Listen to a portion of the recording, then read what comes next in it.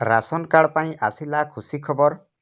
ତ ରାସନ କାର୍ଡ଼ରେ ସମସ୍ତଙ୍କ ପାଇଁ ଇ-କେ.ୱାଇ.ସି କରିବା ବାଧ୍ୟତାମୂଳକ କରାଯାଇଛି। ଯଦି ଆପଣମାନେ ଇ-କେ.ୱାଇ.ସି ନ କରନ୍ତି ତେବେ ରାସନ ତାଲିକାରୁ ନାମ କଟିଯିବ ବୋଲି ସରକାର କହିଛନ୍ତି। ତ ଆଉ 3-4 ଦିନ ବାକି ରହିଲା।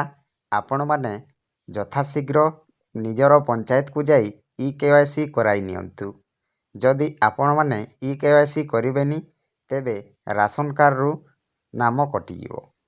ତେଣୁ ଆସନ୍ତୁ ଜାଣିବା ଏହି ଭିଡ଼ିଓ ମାଧ୍ୟମରେ ମୁଁ ଆପଣମାନଙ୍କୁ ସବୁକିଛି ଡିଟେଲ୍ସ କହିବି। ଯଦି ଆପଣମାନେ କେହି ବି ଇ-କେ.ୱାଇ.ସି କରିନାହାନ୍ତି ଏପର୍ଯ୍ୟନ୍ତ ଯଥାଶୀଘ୍ର ନିଜର ପଞ୍ଚାୟତକୁ ଯାଇ ଇ-କେ.ୱାଇ.ସି କରାଇ ନିଅନ୍ତୁ।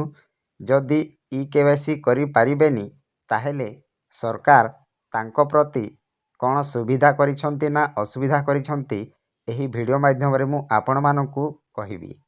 ତ ଭିଡ଼ିଓକୁ ସ୍କିପ୍ ନ କରି ଲାଷ୍ଟ ପର୍ଯ୍ୟନ୍ତ ଦେଖନ୍ତୁ।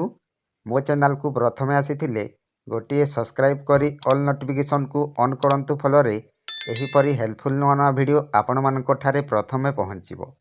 ତେଣୁ ଡେରି ନ କରି ଚାଲନ୍ତୁ ଭିଡ଼ିଓକୁ ଷ୍ଟାର୍ଟ କରିବା। ଏହି ଖବର ଗତକାଲି 10:44 PM ଧରିତ୍ରୀ ନ୍ୟୁଜରେ ପ୍ରକାଶ ପାଇଛି। ତ ଆସନ୍ତୁ ଜାଣିବା ଏହି ରାସନ କାର୍ଡ଼ ବିଷୟରେ ସରକାର କ'ଣ ଅପଡେଟ୍ ଦେଇଛନ୍ତି।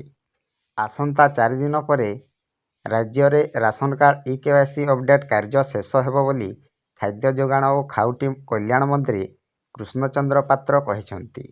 ଜାନୁଆରୀ 31 ସୁଦ୍ଧା ଇ-କେ.ୱାଇ.ସି ଅପଡେଟ୍ ଲାଗି ସରକାର ଦିନ ଧାର୍ଯ୍ୟ କରିଛନ୍ତି। ଯଦି ଏହି ସମୟ ସୁଦ୍ଧା ଶେଷ ନ ହୁଏ ତେବେ ପରବର୍ତ୍ତୀ ସମୟରେ ସରକାର ବିଚାର କରି ପଦକ୍ଷେପ ନେବେ ବୋଲି ମନ୍ତ୍ରୀ କହିଛନ୍ତି। ଦେଖନ୍ତୁ ଆଜ୍ଞା, ଆଉ 3-4 ଦିନ ବାକି ରହିଲା। ଆପଣମାନେ ଯଥାଶୀଘ୍ର ଇ-କେ.ୱାଇ.ସି ଅପଡେଟ୍ କାର୍ଯ୍ୟ ଶେଷ କରନ୍ତୁ। ଜାନୁଆରୀ 31 ସୁଦ୍ଧା ଆପଣମାନେ ଇ-କେ.ୱାଇ.ସି କରନ୍ତୁ। ଜାନୁଆରୀ 31 ଭିତରେ ଆପଣ ଯଦି ଇ-କେ.ୱାଇ.ସି ନ କରନ୍ତି ତେବେ ସରକାର ବିଚାର କରି ପଦକ୍ଷେପ ନେବେ ବୋଲି ମନ୍ତ୍ରୀ କହିଛନ୍ତି।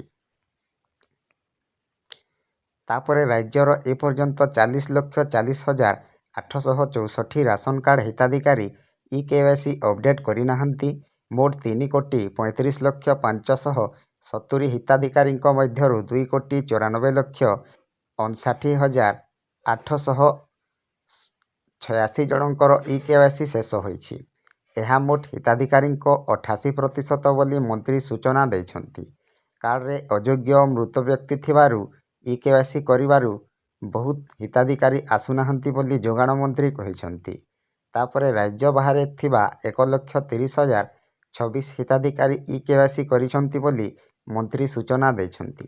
ଦେଖନ୍ତୁ, ଏପର୍ଯ୍ୟନ୍ତ 40,40,864 ରାସନ କାର୍ଡ଼ ହିତାଧିକାରୀ ଇ-କେ.ୱାଇ.ସି ଅପଡେଟ୍ କରିନାହାନ୍ତି। ତେଣୁ ଆପଣମାନେ ଯଥାଶୀଘ୍ର ନିଜର ପଞ୍ଚାୟତକୁ ଯାଇ ଇ-କେ.ୱାଇ.ସି କରାଇ ନିଅନ୍ତୁ। ଏହା ମୋଟ ହିତାଧିକାରୀଙ୍କ 88% ବୋଲି ମନ୍ତ୍ରୀ ସୂଚନା ଦେଇଛନ୍ତି। କାର୍ଡ଼ରେ ଅଯୋଗ୍ୟ ଓ ମୃତ ବ୍ୟକ୍ତି ଥିବାରୁ ଇ-କେ.ୱାଇ.ସି କରିବାକୁ ବହୁତ ହିତାଧିକାରୀ ଆସୁନାହାନ୍ତି ବୋଲି ଯୋଗାଣ ମନ୍ତ୍ରୀ କହିଛନ୍ତି। ତ ସେହିପରି ରାଜ୍ୟ ବାହାରେ 1,30,026 ହିତାଧିକାରୀ ଇ-କେ.ୱାଇ.ସି କରିଛନ୍ତି ବୋଲି ମନ୍ତ୍ରୀ ସୂଚନା ଦେଇଛନ୍ତି। ତେଣୁ ଆପଣମାନେ ଯଥାଶୀଘ୍ର ନିଜର ପଞ୍ଚାୟତକୁ ଯାଇ ଇ-କେ.ୱାଇ.ସି କରାଇ ନିଅନ୍ତୁ। ଜାନୁଆରୀ 31 ତାରିଖ ଭିତରେ ଆପଣମାନେ ଇ-କେ.ୱାଇ.ସି କରାଇ ନିଅନ୍ତୁ। ଯଦି ଆପଣମାନେ ଇ-କେ.ୱାଇ.ସି କରିବେନି ତାହେଲେ ସରକାର ଉଚିତ ପଦକ୍ଷେପ ନେବେ ବୋଲି ସରକାର ଅପଡେଟ୍ ଦେଇଛନ୍ତି। ତ ଏହା ଥିଲା ଆଜିର ଛୋଟିଆ ଅପଡେଟ୍। ଆପଣମାନଙ୍କୁ କେମିତି ଲାଗିଲା ନିଶ୍ଚୟ କମେଣ୍ଟ ମାଧ୍ୟମରେ ଜଣାଇବେ। ଭିଡ଼ିଓଟି ଯଦି ଭଲ ଲାଗିଥାଏ ଗୋଟିଏ ଲାଇକ୍ କରି ଚ୍ୟାନେଲକୁ ସବସ୍କ୍ରାଇବ୍ କରିବେ। ତ ଭିଡ଼ିଓକୁ ଏଇଠି ଏଣ୍ଡ କରୁଛି। ଜୟ ଜଗନ୍ନାଥ।